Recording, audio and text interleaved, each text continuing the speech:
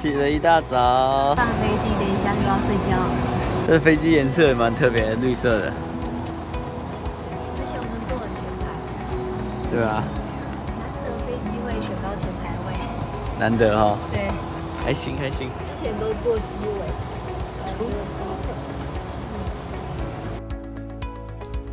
现在是早上5点多，看着窗外的太阳才刚要升起，我们就准备搭乘飞机前往新的国家了。这次我们搭乘的是波罗的海航空。波罗的海3国之间并没有相互连接的火车，要来往3国的首都，只有搭乘巴士或者是搭飞机。为了节省交通的时间，我们就决定搭乘了波罗的海航空。各国的首都之间呢，只要1个小时就到咯，非常的方便。因为波罗的海航空也属于廉价航空，所以票价非常的便宜。我们从塔林飞往里加，这段票1个人才不到50欧元呢。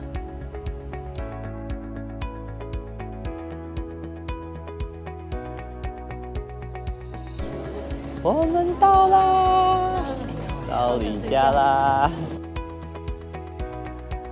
我们今天的里加古城之旅，就从自由纪念碑作为起点。这座自由纪念碑是为了纪念在拉脱维亚独立战争，也就是1918年到1920年期间阵亡的军人而兴建的，是拉脱维亚自由、独立及主权的象征。之后，我们沿着城墙准备进入古城当中。看，老爸不想走路，从头到尾骑滑板车。嘿。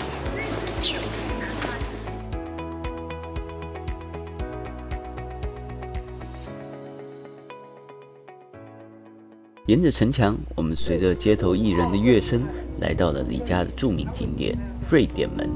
这里是里加旧城唯一被保留下来的城门。之所以叫瑞典门，是因为里加在1629年到1721年的近100年中被瑞典王国统治，而当时这座城门便是通往瑞典军营的主要通道。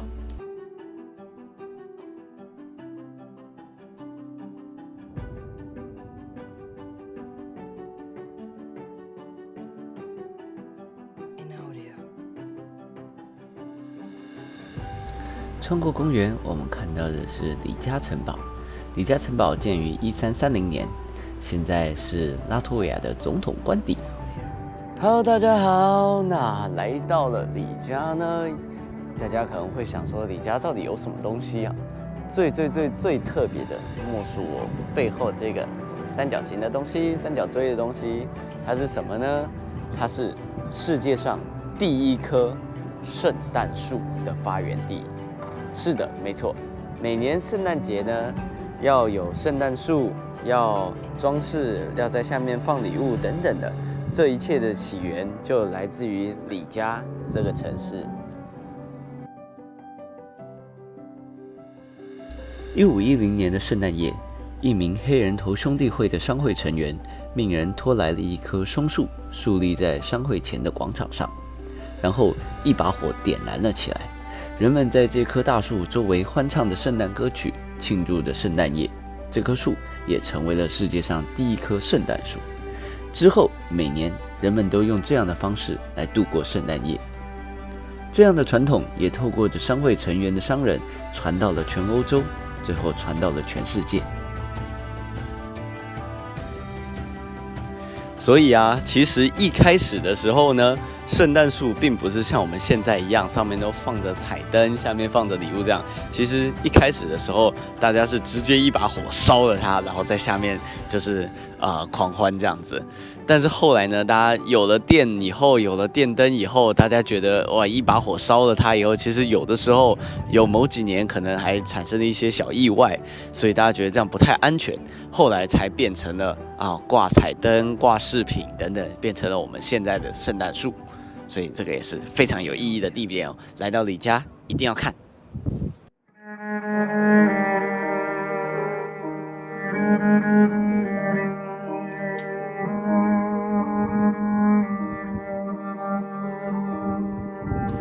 来来到李家，除了圣诞树以外，最具代表性的便是大提琴街头艺人后方的红砖建筑黑头宫。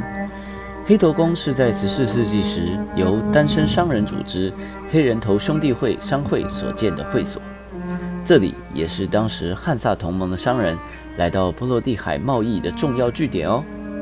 这个商会组织之所以被称为黑人头兄弟会，是因为他们信奉的是黑人守护神圣摩里兹。商会的建筑在16世纪受文艺复兴乔装主义的影响，所以在立面的山形墙上设有大量的雕塑以及浮夸的金属装饰。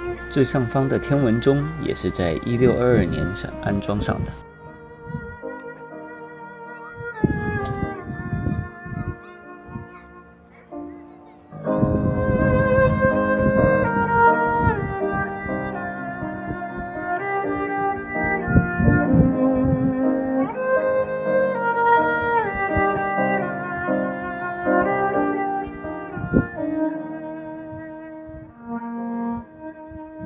商会前的广场上树立着一尊罗兰像，象征着公平、正义以及自由。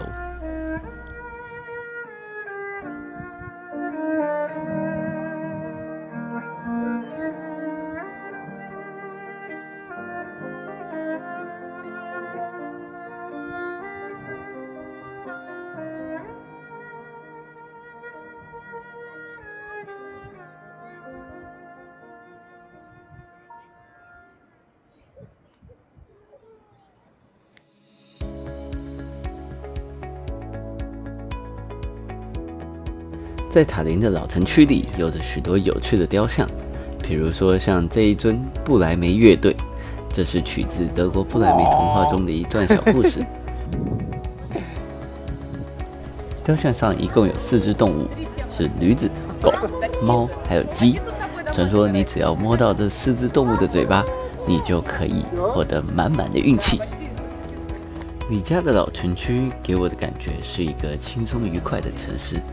漫步在石头路上，每隔1-2个街口就有人听到不同街头艺人演奏的乐曲，很有味道。傍晚，广场上的天空出现一抹淡淡的彩虹，红色的余晖把建筑原本的红砖屋瓦照得发亮。夕阳慢慢地从道家瓦河的下游落去，仿佛是在代替这座城市与我们道别。明天我们又要前往新的国家了，那希望大家喜欢我们的影片，记得帮我们订阅、按赞、分享，然后开启小铃铛，才可以跟着我们继续冒险哦。那我们下部影片见，拜拜。